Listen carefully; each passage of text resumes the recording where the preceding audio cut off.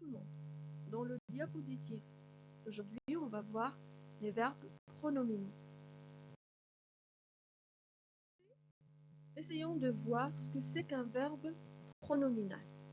Pour pouvoir répondre à cette question, considérons les phrases suivantes.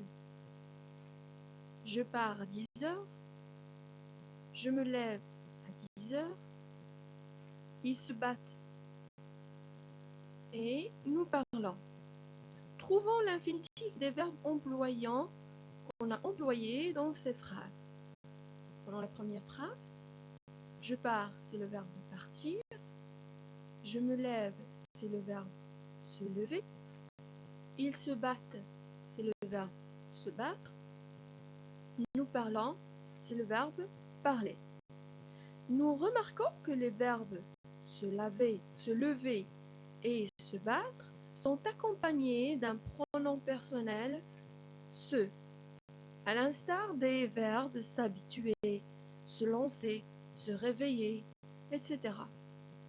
Alors que partir et parler n'ont pas de pronom personnel, comme les verbes jouer, écrire, parler, etc. On peut dire que tous les verbes qui sont accompagnés d'un pronom réfléchi font partie des verbes pronominaux.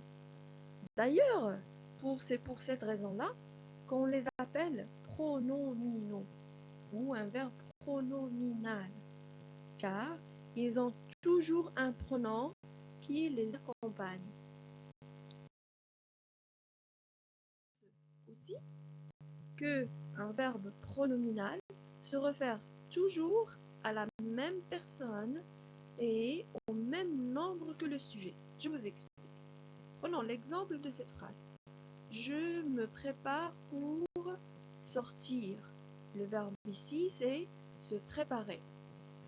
Les pronoms je et me sont de la même personne, première personne, et du même nombre, singulier. Un autre exemple. Il se bagarre toujours. Le verbe ici, c'est se bagarrer.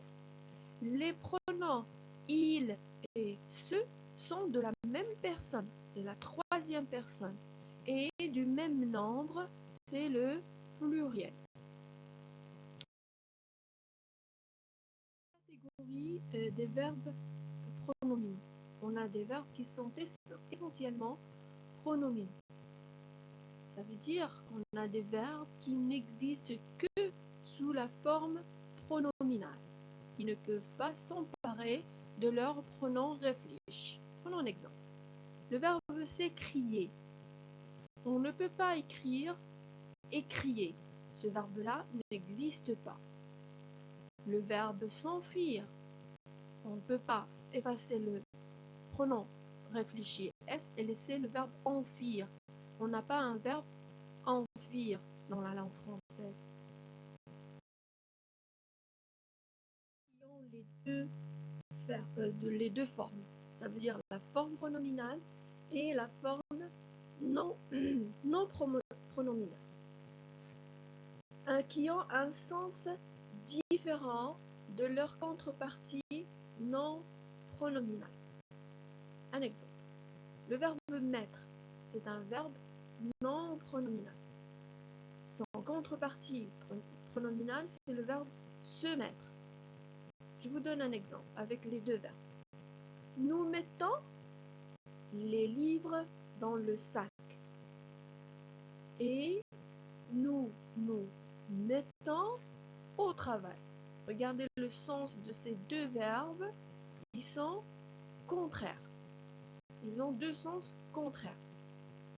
Le sens du verbe non pronominal et le contraire du sens du verbe pronominal.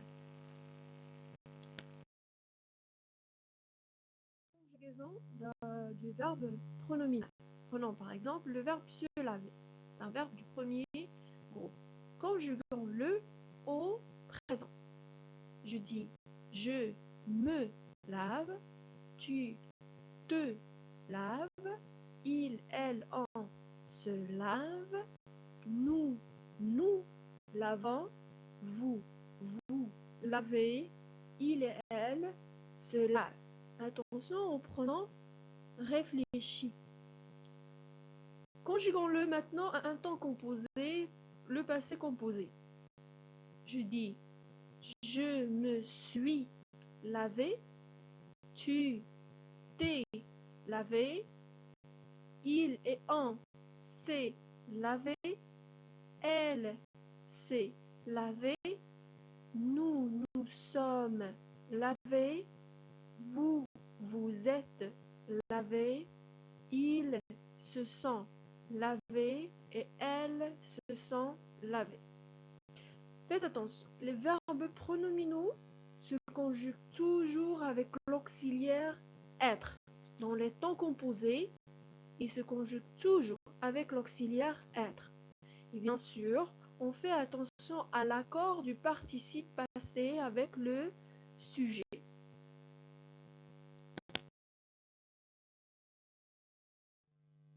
Voyons voir maintenant les verbes pronominaux à l'impératif.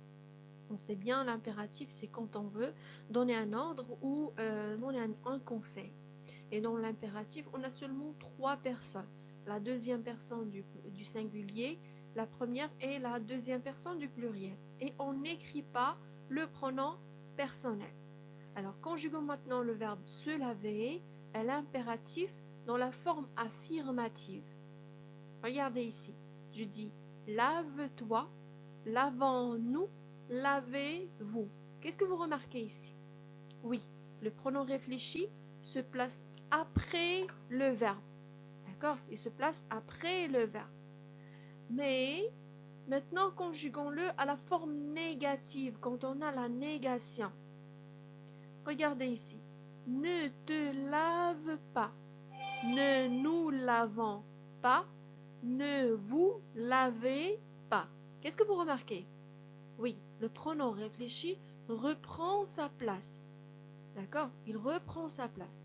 Dans la forme négative, le pronom réfléchi reprend sa place et se place avant le verbe. Mais dans la forme affirmative, le pronom réfléchi se place après le verbe. À la fin, je vous dis merci pour votre attention et à très bientôt.